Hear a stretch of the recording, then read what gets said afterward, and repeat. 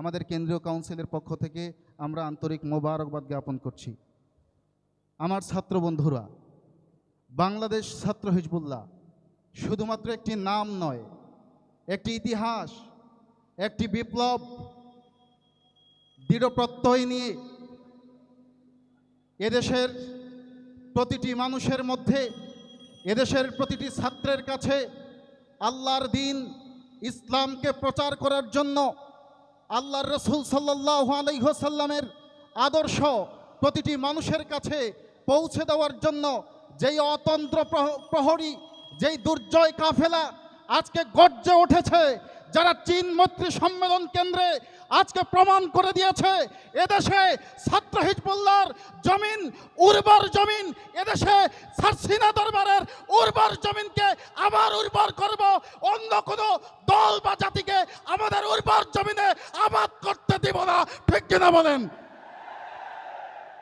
আমরা জেগে উঠেছি, আমরা প্রমাণ করেছি এই দেশে শত বৎসর ধরে সারসিনা দরবার যে অবদান রেখেছে, আমরা সেই অবদান মনে রেখেছি।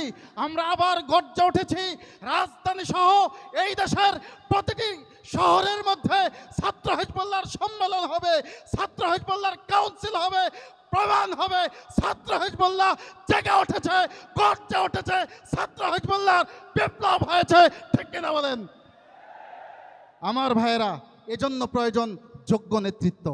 রাসূলুল্লাহ সাল্লাল্লাহু আলাইহি ওয়াসাল্লাম বলেছেন, ইয়া আব্দুর রহমান ইবনে সামুরা লা তাসআলিল ইমারা ফাইন্নাহা ইন উতিতাহা আন মাসআলা উকিলতা ইলাইহা। আব্দুর রহমান ইবনে সামুরা, দায়িত্ব কখনো চেয়ে নিও না, নেতৃত্ব কখনো চেয়ে নিও না।